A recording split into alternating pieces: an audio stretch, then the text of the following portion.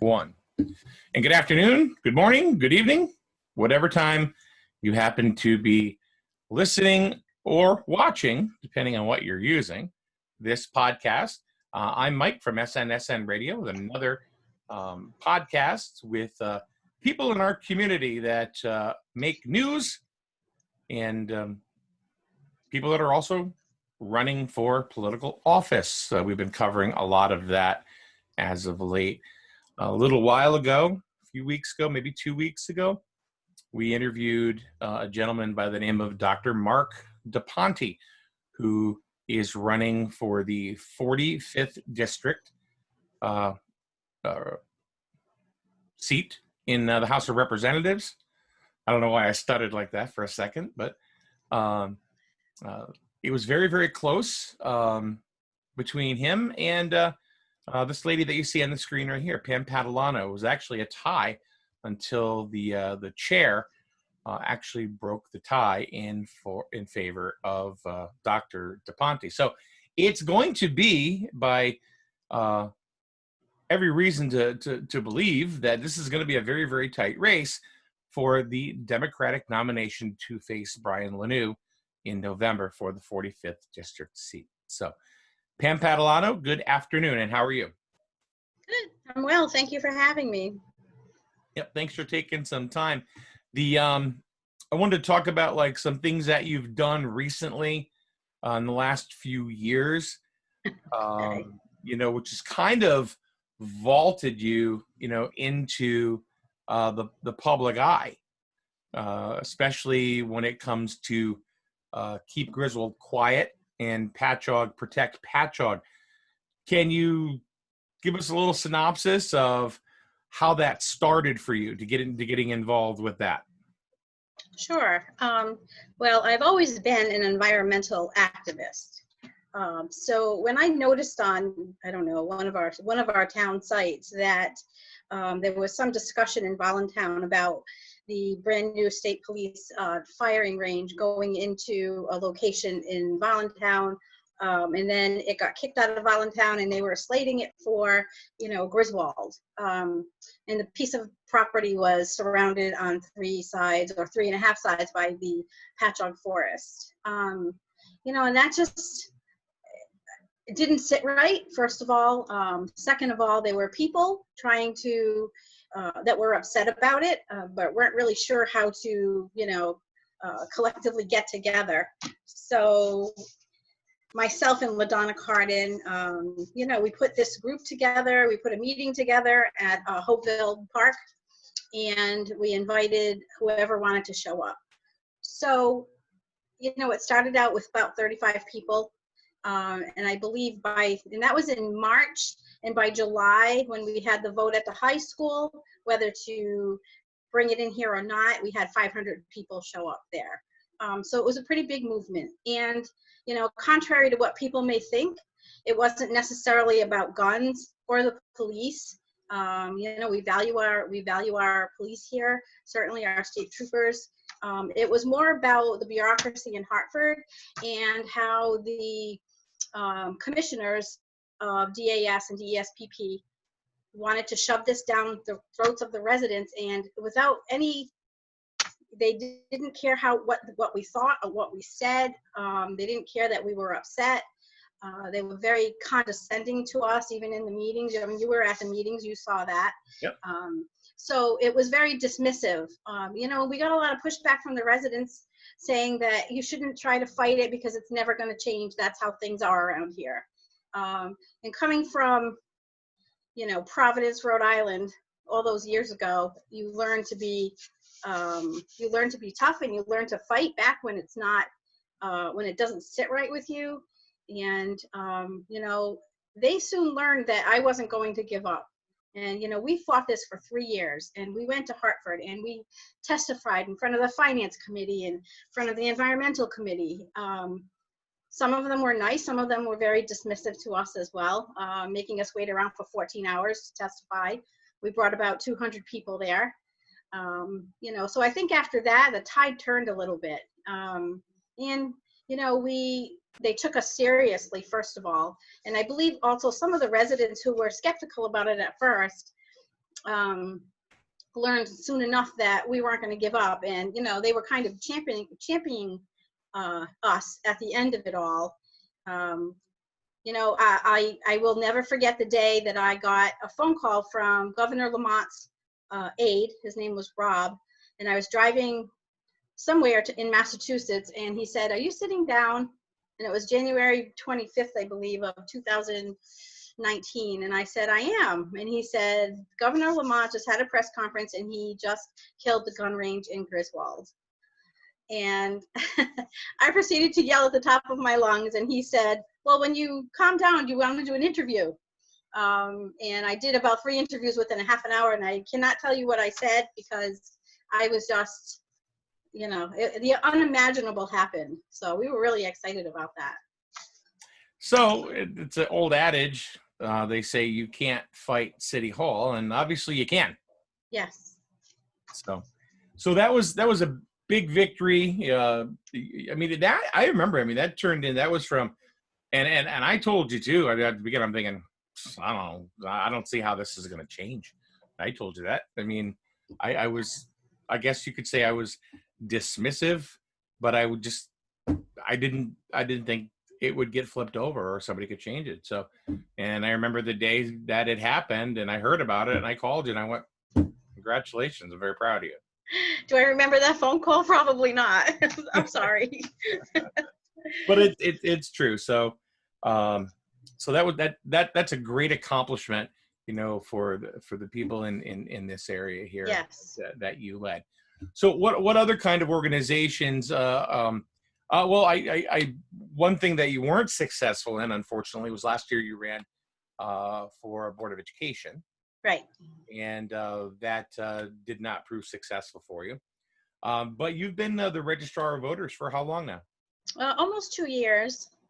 Almost 2 years. It's and I'm glad I did it, because I never had quite the appreciation that I would have had I not done it. So people think that we just set up the polls and they come in and vote, and I mean, we've been preparing for 4 months now already, and it isn't until August.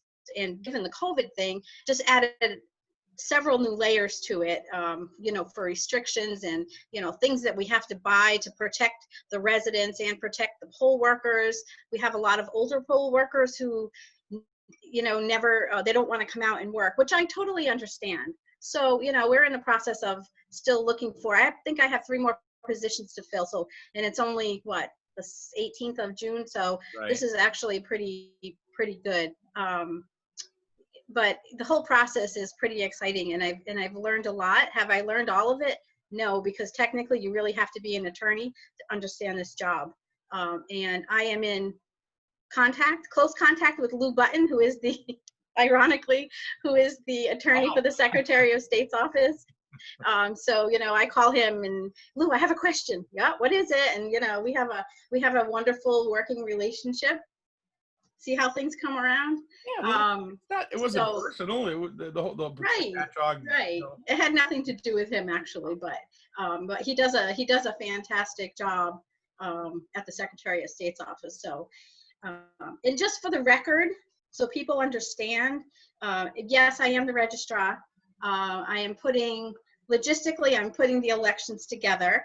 Where the polls are going to be. We've moved into the high school. I've met with Sean McKenna and Todd Babbitt to make sure that goes smoothly. And the cooperation's been amazing. I can't say enough about either one of them. So election day, in case anybody is wondering, I will not be in the polls. I will not be touching the ballots or the ballot machines, except to cast my own ballot, and then I will walk out of the room and go back outside and hold my sign up. They have my phone number, so if there's an issue, they can call me. I have some people that we're training that I have no doubt will do a fantastic job to keep the lines running smoothly. But in no way, shape, or form will I be involved in any ballot touching. Just putting that out there. So you're not stepping down as the registrar, are you? Or no?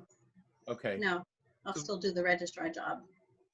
So is somebody going to be taking over the election? Only if if I'm in it, if I go into November, then the same people will be helping with that part of it, because that's only for that day.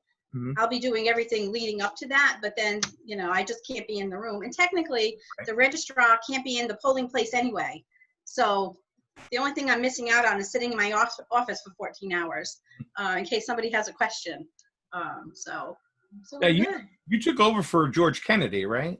I took over, well, for Indigo Cohen. Oh, okay. All She right. was doing it because I'm the Democratic registrar. So Gotcha. Gotcha. So when did you decide that that the 45th district is something that was right for you and something you can win? well, to be honest, I had been in conversation with, Tracy Hansen about it, and, debating whether she was going to run, or, if she wasn't, if I was going to run. And we've talked about it for about 6 months before this, but early last summer, there was a whole debacle with my son and his health care and his, mental health care. My son that has autism spectrum disorder. And I've been dealing with this for a long time, and it's never cut and dry. I just had this conversation with people on Facebook this morning, but it can really wreak havoc within your family, because there's so many parts to it. They need so much help. And he was involved in a medical building up in Dayville. The services were, let's just say, subpar. And once the doctor, and I have to say this because it's important, the psychiatrist that was treating him for some of his meds had done a blood test after 5 years of treating him, never done a blood test before, and his levels that should have been normal came out extraordinarily high. And in that meeting, he said, well, you're going to have to find another place to take him. And I'm like, okay. So he gave me this name of this psychiatrist in Norwich, and I checked within the autism community. They're like, yeah, you don't want to go there because we have to vet everybody. And it took me 4 months to find this kid help. In the meantime, it was, we were having a lot of problems. He was, having meltdowns. They reduced his medication without monitoring him. And I was seriously thinking about putting him in a place for a couple of weeks just to get his meds straightened out. And I couldn't find a bed. I couldn't find any help. I called UCSF, and it was a while to get in there. Finally, I had to call Senator Summers. And, I shouldn't have to, and no resident and no person should have to call their senator to find mental health care for their child. So it was like that kind of sparked this whole thing, because we need to make some changes. I don't even know what the ratios are of mental health care workers to people that need mental health care, especially in this area. We have, the high opioid addiction. Those people have to see counselors as well, right? So where are they going, and what kind of help are they actually getting? So, I'm guessing it's 200 counselors in Eastern Connecticut to 10,000 people. How do you even balance that? So, that was, I have to say, that was my springboard, because I said, I'm not the type of person to sit here and complain and not do something about it. Mm-hmm. I'm going to try to fix it. And this is the only way that I can think of to actually do something about it, is to be involved in the decision making. And, so that was the reason why I started. And now it's many other reasons, but that was the reason why. Okay. So what's reason number 2? The reason number 2 is because I've been involved with 395 Connect, so the small business group, and I work closely with Dawn Matos, and I've recently started the evening group. And, this has been an amazing experience, because we deal with so many small business owners, and we get to hear what their concerns are, what the problems are, and, what the successes are as well. And, the questions we ask every week are, what's your need? And we get to hear that as well. So driving through this part of Eastern Connecticut, there are so many empty storefronts. Why aren't we doing anything to stimulate the small businesses to come back in here? Because obviously, the residential tax base is is holding up the, you know, the budget right now. So that's like the most money that we take in. We need to change that. We need to stimulate the small business economy, and bring these people, make them want to come here, and give them incentives to come here. So I think I am really excited about that, because I think it's so important for us to take a look at that. You know, our demographic is different than somebody who lives in Hartford. Right. You know, there's a gaggle of small businesses and large businesses, and, you know, maybe that's their tax base, but ours is our residents. So we need to change that scale a little bit. Okay. So now you're familiar, very familiar with residents in Griswold, Yes. Volantown, Patchogue. Do you foresee like any challenges, you know, in trying to win over the hearts and minds of people in Lisbon, Sterling, you know, in other parts of Plainfield? Because it's like it's only half of Plainfield that's in. Yeah, I have like the little southern part of Plainfield. Right. You know, I have friends in the area, but fortunately, you know, I think that the Sterling part of the state is, you know, heavily Republican, and so is Volantown. I mean, there's probably a good split, but, you know, mostly the Republicans speak out, so to speak. Mm-hmm. So the only way that I can do this, because we're challenged with door knocking right now, is to, you know, hold meet and greets, do virtual telephone calls. I answer every question I possibly can when it comes up on social media, to the best of my ability. But although I don't think I made Terry Sumner happy today, but that's okay. And just Terry is very resilient. He'll be fine, I'm sure. He's fiery. That's what I said to him. He's fiery. So luckily, I have put together such an amazing campaign team. Eileen Ego is my campaign manager, and, you know, we created this little yellow box with blue letters, and sometimes we'll have conversations unbeknownst to me, and she'll take my quotes and put them in the little yellow box, and I'll get a notification that I'm on Facebook yet again. So, you know, people are starting to recognize that. Now they're actually starting to respond, say, okay, that's great, but what's your plan? You know, tell us about yourself. So they're interacting now, whereas I probably wouldn't have reached all of these people before. Right. So, you know, they're doing an amazing job. And we have some, you know, fundraisers planned down the line a little bit, you know, other ways to meet and greet people without showing my hand. I'm just going to leave it at that. But, you know, great response from people, great response. They're really excited that, you know, there's a strong, positive woman presence in this race. And they're even if they're not, even they said, even if we don't vote for you, we're appreciative of that the dynamic is changing a little bit. I'm not one of the good old boys, and, you know, the faces that you're used to seeing. Mm-hmm. So exciting. Flat out question. What's number 3? What is number 3? You gotta have 3. Gotta have 3. Okay.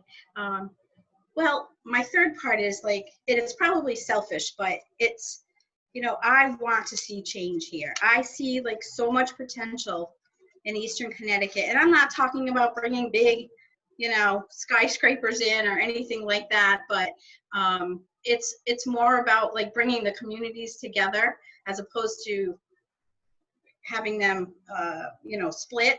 And I'm also, you know, a real advocate of bringing the parties together as well. And I have no like a delusion that they're all going to come together and have a you know, a come to Jesus moment or anything like that. But, you know, it's about working with both sides of the aisle to get things accomplished. And, you know, I see that we can do that. Maybe others don't have that foresight, or they're just stuck that, oh God, we're Democrats, we can't work with the Republicans, or we're Republicans, we can't work with the Democrats. That's like, we need to change the way we think. That's so old school. You know, we have great things that we could accomplish here, but we can't accomplish them by ourselves, and we can't accomplish them selfishly. We have to include everybody in that. And I think that by doing that, the residents and the citizens of Connecticut, you know, would feel better about staying here. They don't feel like we're so divided, and there's not a lot of divisiveness. We're not fighting with each other. But we have to get to a point where, you know, because if we don't, we're just going to destroy ourselves. So, there's a goal. Yep. It's a pretty hefty goal, but it's there. And I'd be lying to say, oh yeah, I don't think that's ever going to happen. I do think it's going to happen. Maybe not in my day, but I will do what I can to facilitate that.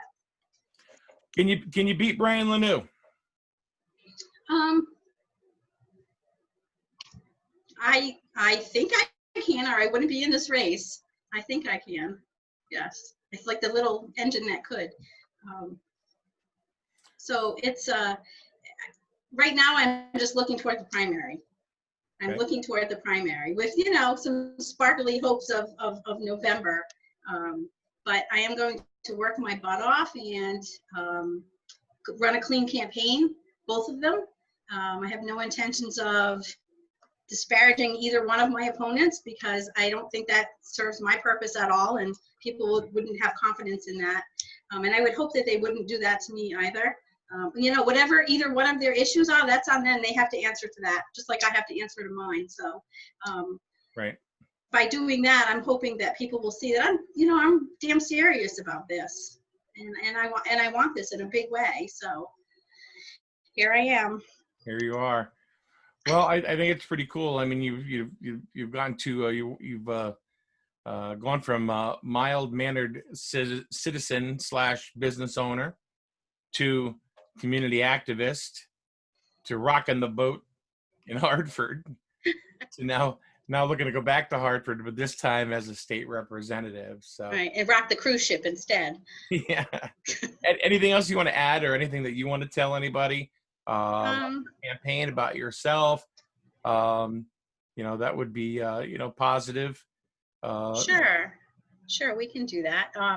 So as you stated in the beginning, the delegate vote was 5-5, right? So I don't look at that as a negative, just like I don't look at losing the Board of Ed seat as a negative, because for not being somebody who's well known, I went and got almost 800 votes in this town. Okay, we didn't do a whole lot of canvassing or anything like that, but to me, that's a positive. Mm-hmm. So this time, I want to move that number up, and I have some good insight in how to do that without cheating or anything like that, just by working hard. And I feel like, I don't know how to describe that. I feel like I have, like I said before, I have some amazing support. My campaign team is well seasoned. My management company is well seasoned. They also want to run a clean campaign and have no desire to disparage anybody. So you're gonna see, I'm not going away. Although I didn't win I'm not the endorsed candidate. It gives me a little more leeway to speak my mind and do what I have to do to move forward in this race. So, people just need to be prepared, because again, I'm not going away. My little yellow boxes are not going away, and my messaging is not going away. So we are so excited about this. So excited.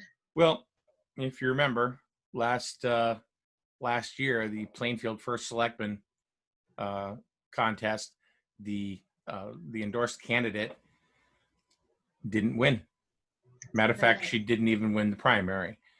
So there you go. So is it possible? Absolutely. Yes. Does everybody have a shot? Yes, you do. And we wish you well, Pam. Thank you. Thank you so much. Good luck going forward. Thank you. And we'll be looking to see how the campaign runs in between you and Dr. DePonte. Should be interesting. And yes. We could come out of the corners in a clean fight. Absolutely. Lock hands. Touch gloves. But then if he beats you up, he can fix you. He's a doctor. True story. Thanks, Pam. I appreciate your time. All right. Thanks, Mike. Bye-bye. All right. Bye.